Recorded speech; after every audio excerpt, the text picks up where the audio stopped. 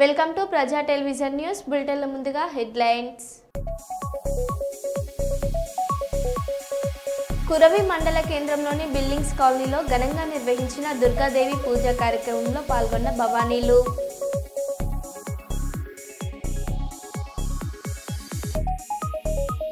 కర్నూలులో మొట్టమొదటి luxury exhibition ప్రారంభం.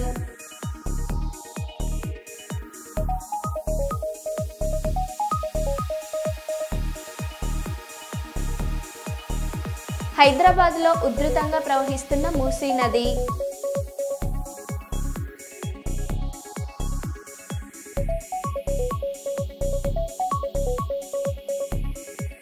మంత్రి జూపల్లి ఇలాకాలో హైడ్రా తరహా కూల్చివేతలు.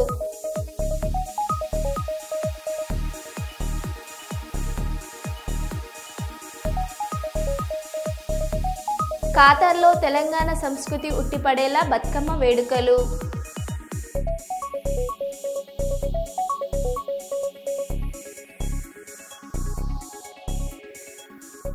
ఇక వివరాల్లోకి వెళ్తే, రేవంత్ రెడ్డి అధికారంలోకి రాగానే మొదట తీసుకున్న అనాలోచిత నిర్ణయం ఎయిర్పోర్ట్కు మెట్రో రద్దు. టెండర్లను పిలిచి భూసేకరణ జరిగాక కూడా ఆ నిర్ణయాన్ని రద్దు చేశాడు.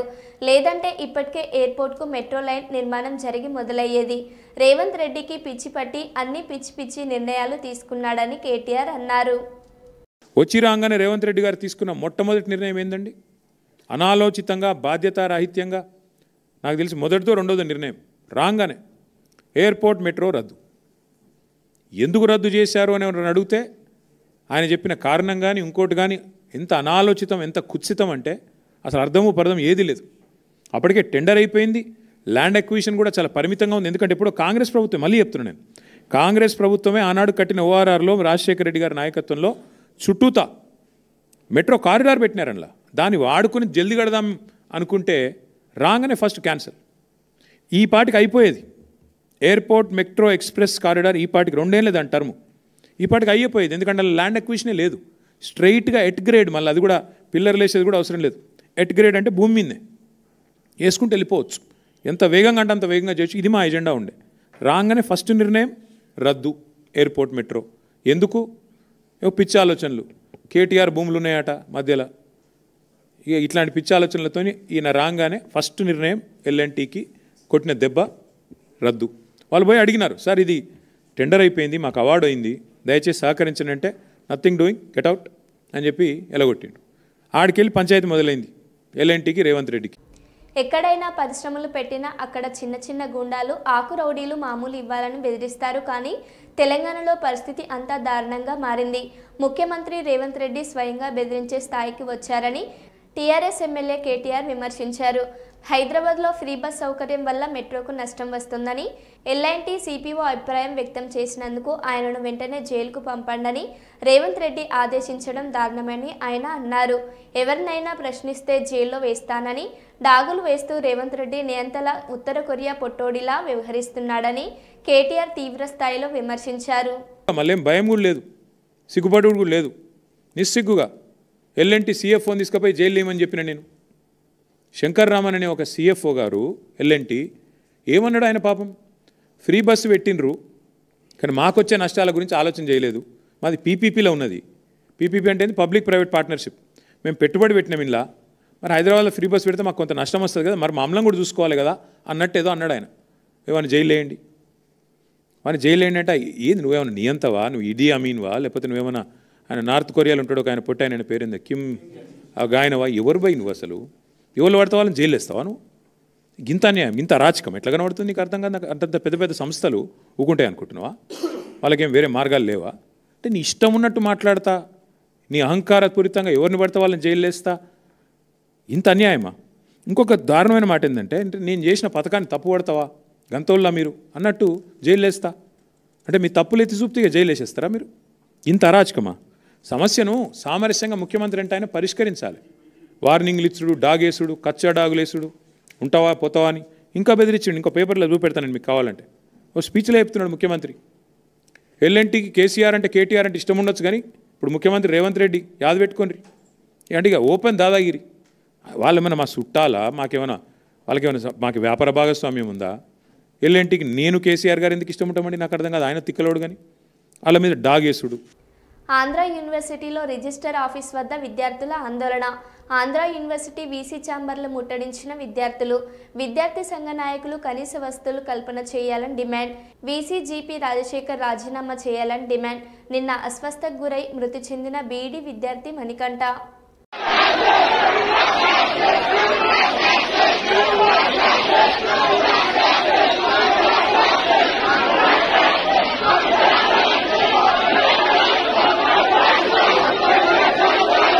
విజయవాడలోని ఆంధ్ర రత్న భవన్ వద్ద తీవ్ర ఉద్రిక్తత. సీఎం చంద్రబాబును కలిసేందుకు ట్రాక్టర్లో అసెంబ్లీకి బయలుదేరిన పీసీసీ చీఫ్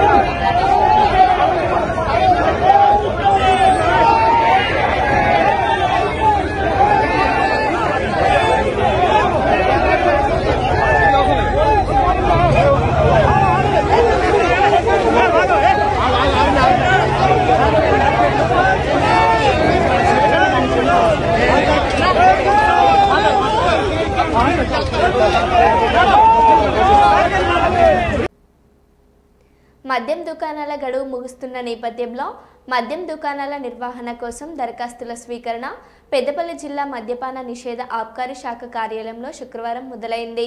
జిల్లా ప్రొబేషనరీ అండ్ ఎక్సైజ్ అధికారి మహిపాల్ రెడ్డి మాట్లాడుతూ అక్టోబర్ 18 వరకు దరఖాస్తులు స్వీకరిస్తామని, అనంతరం 23న జిల్లా కలెక్టర్ సమక్షంలో లక్కీ డ్రా ద్వారా దుకాణాలను కేటాయిస్తామని, పెద్దపల్లి జిల్లా వ్యాప్తంగా ఉన్న 74 మద్యం దుకాణాల నిర్వహణ కోసం 15% గౌడ సామాజిక వర్గానికి, 10% ఎస్సీలకు, 5% ఎస్టీలకు మద్యం దుకాణాలకు రిజర్వేషన్ కల్పిస్తూ గతంలో 2 లక్షలు ఉన్న లైసెన్స్ ఫీజును 3 లక్షలకు రాష్ట్ర ప్రభుత్వం పెంచిందని తెలిపారు. శుక్రవారం పెద్దపల్లి జిల్లా వ్యాప్తంగా 5 అప్లికేషన్లను అందుకున్నామని తెలిపారు. గతంలో మాదిరిగానే లక్కీ డ్రా ద్వారా పారదర్శకంగా షాపుల కేటాయింపు జరుగుతుందని జిల్లా probationary excise officer Mahipal Reddy తెలిపారు. ఇప్పుడు డిసెంబర్ 1 నుంచి అంటే 25 డిసెంబర్ 1 నుంచి 27 నవంబర్ 30 వరకు నోటిఫై చేస్తున్నాం షాప్స్. అయితే పెద్దపల్లి జిల్లాకు సంబంధించి ఇంతకుముందు 77 షాపులు ఉండేవి. రామగుండంలో కొంచెం ఎక్కువ షాప్స్ ఉన్నాయనే ఉద్దేశంతో కమిషనర్ గారు ఎక్కడైతే సేల్స్ ఎక్కువ ఉన్నాయో అక్కడికి ట్రాన్స్ఫర్ చేసి ఒక 3 షాపులు చేసినాం. కాబట్టి మనకి ఇప్పుడు జిల్లాలో మొత్తం 74 షాపులు ఉన్నాయన్నట్టు. అయితే దీనికి ఈ రోజు నుంచి 26 తారీఖు నుంచి 18 తారీఖు వరకు అప్లికేషన్స్ రిసీవ్ చేసుకుంటాం. 18 తారీఖు తర్వాత 23 తారీఖు నాడు లాటరీ కండక్ట్ చేస్తాడు, కలెక్టర్ సమక్షంలో జరుగుతుంది. 25 నాడు నిన్న అయిపోయింది మన రిజర్వేషన్స్. మన జిల్లాకు సంబంధించి 13 ఏమో గౌడ్స్కు, 8 ఏమో ఎస్సీ వాళ్ళకు రిజర్వ్ అయి ఉన్నాయి. అది కలెక్టర్ గారు లాటరీ పద్ధతి ద్వారా తీసి అది ఫైనలైజ్ చేసేసాడు. మన గెజిట్లో అవి పొందపరిచాము. పేమెంట్ వీళ్ళు ఇమీడియట్గా 23 తారీఖు నాడు 23 నాడు పేమెంట్ చేశారు ఫస్ట్ ఇన్స్టాల్మెంట్. షాప్స్ 1-12 నుంచి స్టార్ట్ అవుతాయి. తర్వాత ఇప్పుడు మెయిన్ ఏంటంటే A4 షాప్కి ఎవరైతే అప్లై చేసుకుంటారో వాళ్ళకు 3 ఫోటోలు ఉండాలి కంపల్సరీ. తర్వాత వీళ్ళ ఎలిజిబిలిటీ ఏంటంటే 21 సంవత్సరాల కంటే 21 సంవత్సరాలు నిండి ఉండాలి.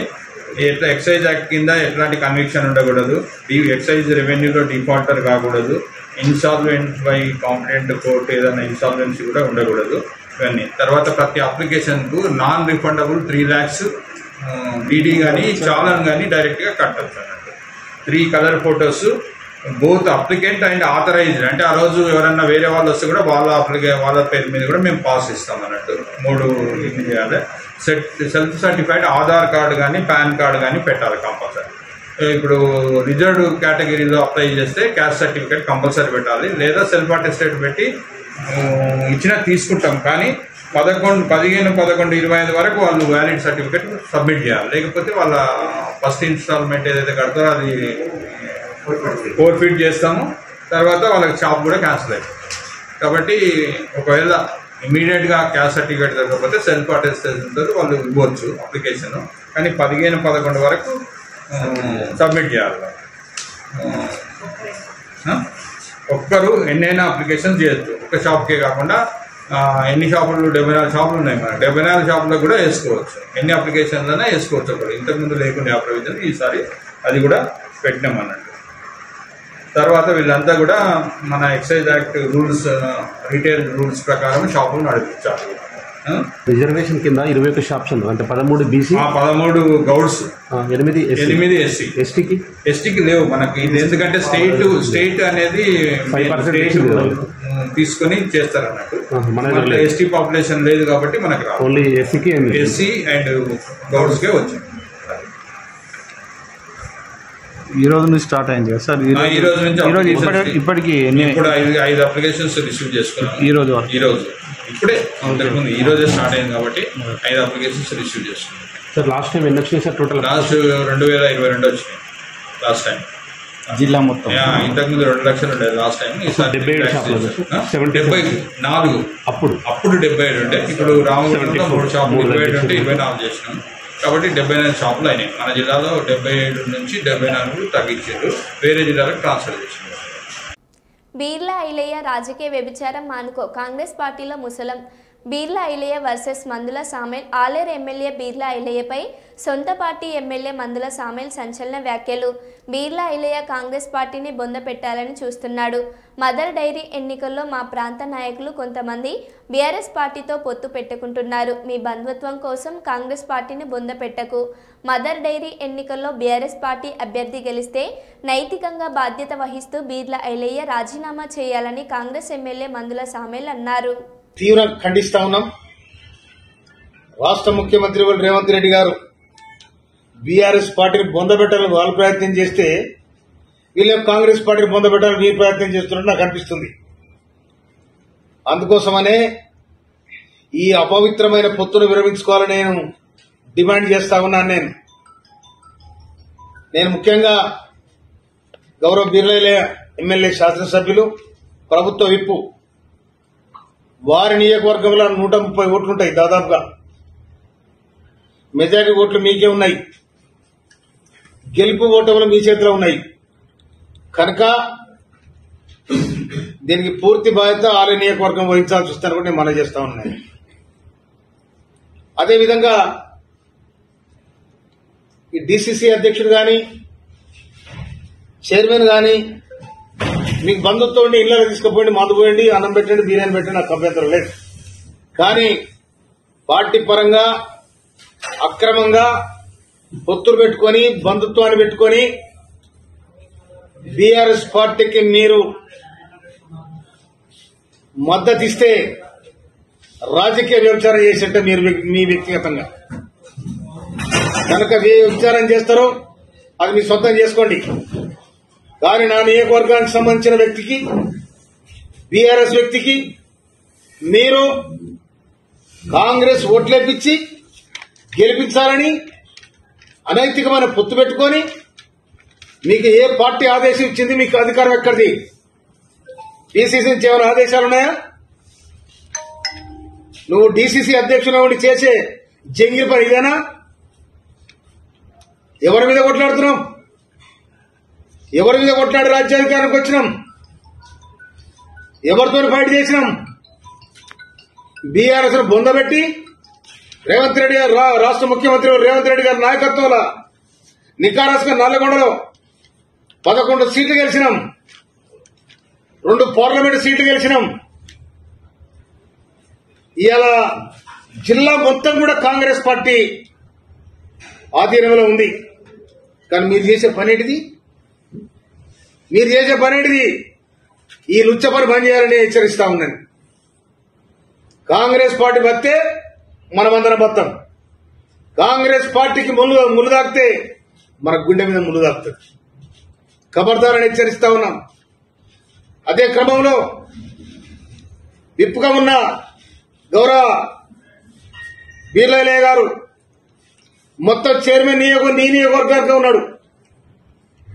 డీసీసీ అధ్యక్షుడు నీ నియోజకవర్గమే. మీరు కూడా ప్రభుత్వ విప్పుగా ఉన్నారు, కాంగ్రెస్ పార్టీ ఎమ్మెల్యేగా ఉన్నారు. అన్ని చూసుకుంటా మౌనంగా మీరు ఉన్నారు అంటే దాంట్లో మీ పాత్ర కూడా ఉన్నదని నేను అనుకోవాల్సి వస్తుంది. అందుకోసమనే రేపు పొరపాటున కనుక బీఆర్ఎస్ అభ్యర్థి గెలిస్తే మీ నైతికంగా రాజీనామా చేయాల్సి ఉంటుంది. ఖబర్దారని చెప్తా ఉన్నాను. మీరు లోపాయికారిగా ఏ ఒప్పందం కుదుర్చుకున్నారు నాకు తెలియదు. అసలు బీఆర్ఎస్ తోనే అధిక అలయన్స్ పెట్టుకునే దమ్ము అవకాశం ఎవరిచ్చారు మీకు? పీసీ చెప్పిందా ముఖ్యమంత్రి? బాలకృష్ణకు మాజీ మంత్రి పేర్ని నాని సవాల్. నా తల్లిదండ్రుల మీద ప్రమాణం చేసి చెప్తున్నా, అఖండ సినిమా టికెట్లు రేట్లు పెంచుకుంటాం. జగన్ అపాయింట్మెంట్ కావాలని బాలకృష్ణ నాకు ఫోన్ చేసి అడిగాడు. నాకు ఫోన్ చేయలేదని బాలకృష్ణ వాళ్ళ తల్లిదండ్రుల మీద ఒట్టేసి చెప్పగలవా? సాక్షాత్తు బాలకృష్ణ నాతో ఫోన్లో మాట్లాడాడు. నాతో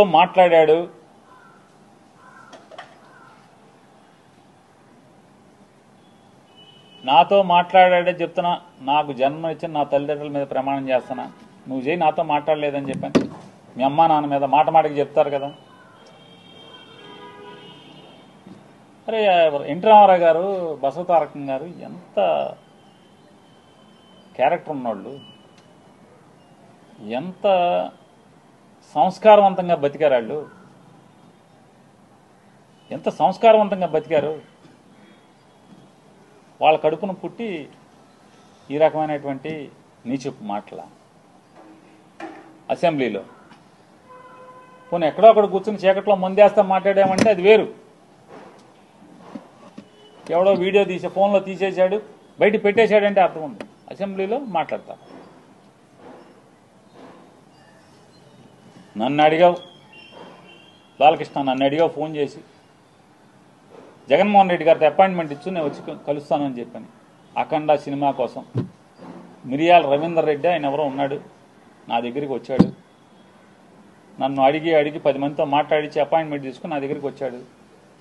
సార్ మా హీరో గారు మాట్లాడుతా అంటున్నారు, కొద్దిగా మాట్లాడండి సార్ అన్నాడు. మీకు అభ్యంతరం అన్నా? నాకే అభ్యంతరం లేదు, మాట్లాడండి, నేను మంత్రిని, మాట్లాడాలి, బాధ్యత, మాట్లాడించండి. మాట్లాడావు. జగన్మోహన్ రెడ్డి గారు ఎట్టా ప్రవర్తించాడు? నేను వెళ్ళి అడిగితే, సార్ బాలకృష్ణ ఫోన్ చేశాడు సార్, వస్తాడంటే మిమ్మల్ని కలుస్తా అంటే కొద్దిగా అపాయింట్మెంట్ ఇవ్వండి అని అడిగాను. ఏ బాలకృష్ణ? చంద్రబాబు నాయుడు బామ్మర్ది. అవునండి, ఆయన బామ్మర్ది. మన దగ్గరికి ఎందుకు, ఏం పని ఏంటి అంటాను. అఖండ సినిమాకి లీనియంట్గా ఉండాలంట. వాళ్ళు బ్లాక్లో అమ్ముకుంటారు టికెట్లు, ఎక్కువ షోలు వేసుకుంటారు, బాగా సినిమాకి ఎక్కువ ఖర్చు అయిందంట. మామూలుగా బడ్జెట్ 45 కోట్లు ఎంతో అనుకుంటే అది ఆ డైరెక్టర్ వల్ల అంటే ఎక్కువగా అమ్మారని చెప్పని రేట్లు ఎక్కువగా అమ్మారంట. ఎక్కువగా అమ్మటం వల్ల దాన్ని 70 కోట్లకు తీశారంట. కాబట్టి అమ్మపోతే సినిమా బాగా తీసాం, బాగా వచ్చింది, మంచి సినిమా తీశాను, కాబట్టి చూడండి పొమ్మని అడుగుతున్నాడండి. సరే ఏదో మాట్లాడేది సరే, వాళ్ళకి ఏమైనా సాయం కావాలంటే చేసి పెట్టని చెప్పారు. అంత హుందాగా ప్రవర్తించినటువంటి జగన్మోహన్ రెడ్డి గారి గురించి మాట్లాడే భాష. వాళ్ళ తండ్రి గారు ఏం చేశాడు మీకు సాయం తెలీదా? యావజ్జీవ కారాగారం అనుభవించాల్సినోడు కదా. జీవితంలో మర్చిపోతాడు ఎవడన్నా? మనిషి జన్మెత్తినోడు చిన్న సాయం చేస్తే ఎవరు కూడా మర్చిపోరు. అట్లాంటిది రేవంత్ రెడ్డి అహంకారపూరిత వైఖరి, నియంతృత్వ పోకడలతో ఎల్ఐన్టీ లాంటి ప్రపంచంలోనే పేర్నిక కలిగిన సంస్థ వెళ్ళిపోయింది. కోవిడ్ లాంటి కష్ట సమయాల్లో నష్టాలు వచ్చినప్పుడు రాష్ట్ర విభజన సమయంలో అపోహాలను తట్టుకొని నిలబడ్డ ఎల్ఐన్టీ సంస్థ ఇప్పుడు ఎందుకు వెళ్ళిపోయింది? వారికి 2070 వరకు లీజ్కు ఉంది. తెలంగాణ రైసింగ్ అని అంటున్నారు. మరి ఎల్ఐన్టీ సంస్థ ఏ కారణంతో వెళ్ళిపోయిందని కేటీఆర్ అన్నారు. సంస్థ ఎంత ఇబ్బంది ఎదుర్కొంది అంటే ఇప్పటికీ ఒక ప్రముఖ సంస్థ, అదేం చిన్న ఆషామాషి సంస్థ కాదు, ప్రపంచంలోనే పేరెన్నిక కలిగిన ఒక ఇన్ఫ్రా కంపెనీ, అది పబ్లిక్ లిస్టెడ్ కంపెనీ. ఇంకా వాళ్ళకు 2070 దాకా ఉంది ఇక్కడ లీజు. హైదరాబాద్ మెట్రోది పీపీపీలో 2070 దాకా ఉంది వాళ్ళకు, ఇంకా 45 ఏళ్ళు ఉంది. ఫస్ట్ క్వశ్చన్ ఏంటంటే ఇవాళ ఎందుకు ఎల్ఎన్టీ అనే సంస్థ ఇక్కడ నుంచి వెళ్ళిపోయింది? దానికి ముఖ్యమంత్రి గారు, రాష్ట్ర ప్రభుత్వం సమాధానం చెప్పాలి. నెంబర్ 1 మా క్వశ్చన్ ఎందుకు పోయింది, ఎందుకు మీరు పంపించారు అర్ధాంతరంగా, ఏ కారణం చేత ఆ సంస్థ ఇక్కడ నుంచి నిష్క్రమించింది? కరోనా కష్టకాలం ఎదుర్కొన్నది, నష్టాలు వస్తే ఎదుర్కొన్నది, రాష్ట్ర విభజన తర్వాత ఏదో రైడర్షిప్ తగ్గుతుందనే అపోహలను తట్టుకొని నిలబడ్డది. ఇన్నిటి తర్వాత ఇలా సంస్థ వెళ్ళిపోయే పరిస్థితి వచ్చింది. హైదరాబాద్ ఉజ్వలంగా, ఒకవైపు మీరే చెప్తున్నారు కదా తెలంగాణ రైజింగ్ అని, మరి అంత రైజింగ్ అంటే ఎందుకు పారిపోయే పరిస్థితి వచ్చింది ఎల్ఎన్టీ చెప్పాలని చెప్పి నేను ముఖ్యమంత్రిని కోరుతున్నాను. భద్రాద్రి కొత్తగూడెం ఏసీబీ వలలో మనుగురు ఎస్ఐ బత్తిన రంజిత్ ఓ కేసు విషయంలో కేసులో బాధితుడి నుండి 40,000 డిమాండ్ చేసిన ఎస్ఐ 40,000కు ఒప్పందం కుదుర్చుకున్న ఫోన్ రికార్డింగ్ ఆధారంగా ఏసీబీ అధికారులు కేసు నమోదు చేసి రిమాండ్కు తరలిస్తున్నట్లు తెలిపిన Khammam in-charge ACB DSP Vijay Kumar ఈ దాడుల్లో Khammam ACB CI Shekhar, CI Krishnakumar పాల్గొన్నారు. నమస్తే అండి, గుడ్ ఆఫ్టర్నూన్ ఎవ్రీబడి. నా పేరు విజయ్ కుమార్ అండి. నేను ఏసీబీ కరీంనగర్ డిఎస్పీని. ఈరోజు ఇన్ఛార్జ్గా మీ ఖమ్మం డిస్ట్రిక్ట్కి వచ్చాను. ఖమ్మం డిఎస్పీ గారు లీవ్లో ఉన్నందుకు. అయితే మన దగ్గర ఈ మనుగూరు పోలీస్ స్టేషన్లో ఎస్ఐగా పనిచేస్తున్న శ్రీ బత్తిని రంజిత్ సబ్ ఇన్స్పెక్టర్ గారు, వీరు ఒక crime number 292/25 under section 318 class 4, 296 class 3, read with 3V3 class 5 of BNS act మీద ఒక ఎఫ్ఐఆర్ రిజిస్టర్ అయింది. ఆ కేసులో బెయిల్ ఇవ్వడానికి గాను ఎస్ఐ గారు 40,000 డిమాండ్ చేయడం జరిగింది. ఆ డిమాండ్ కోసము పైసలు తీసుకొని మొన్న 19th రోజు కూడా కంప్లైంట్ వచ్చారు. డ్యూ టు సమ్ రీజన్స్, ఏదో సమ్ ఆయనకి లీక్ అయిందో సంథింగ్ ఏదో, ఆ రోజు మనీ తీసుకోలేదు అతను. కానీ డిమాండ్ ఉంది, దాని మీద మళ్ళీ ఫోన్స్ వస్తున్నాయి కాబట్టి మన దగ్గర యాంపుల్ ప్రూఫ్స్ ఉన్నాయి కాబట్టి డిమాండ్ పై ఈ ఎస్ఐ గారి మీద మేము అతని డ్యూటీస్ ఇంప్రాపర్గా డ్యూటీస్ పర్ఫామ్ చేసినందుకు గాను సెక్షన్ 7B కింద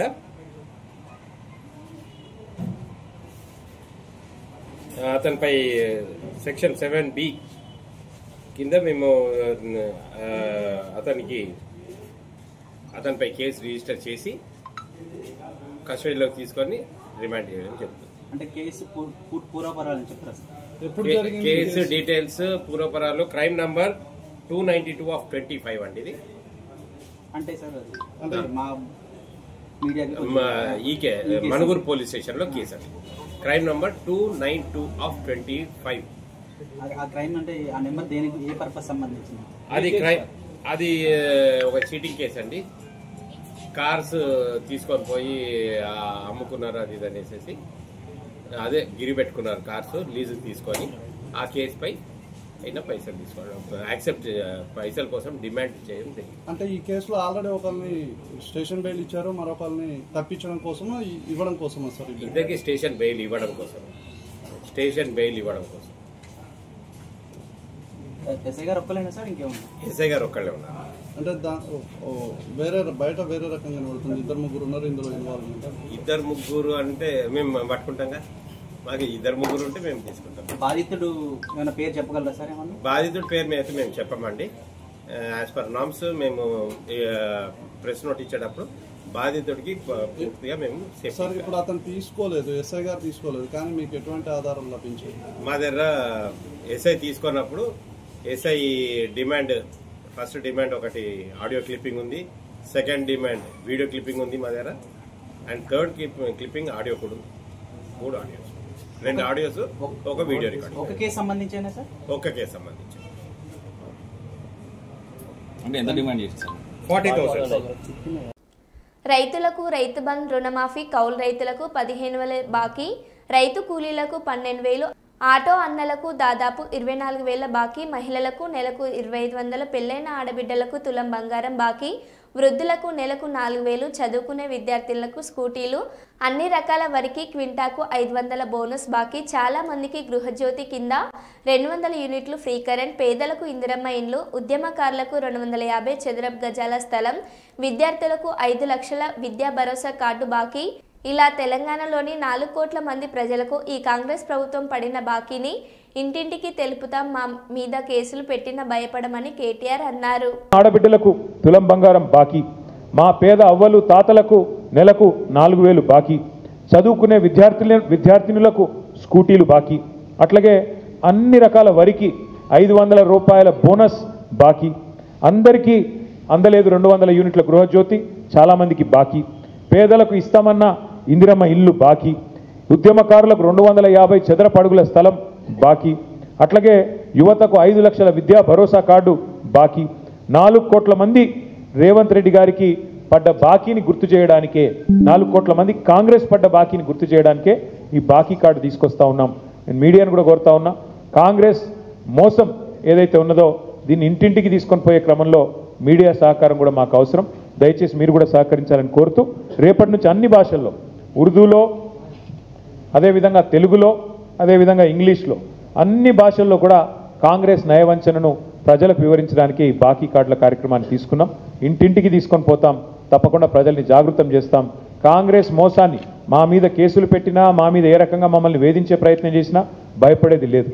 మేము ఒకవైపు లీగల్గా న్యాయపరంగా ఎదుర్కొంటూనే అన్ని రకాలుగా కూడా న్యాయస్థానాల మీద మాకు నమ్మకం ఉంది కాబట్టి ఆ కార్యక్రమం చేసుకుంటూనే, మరొక వైపు ప్రజల తరపున ప్రధాన ప్రతిపక్షంగా గొంతు విప్పుతూనే ఉంటాం.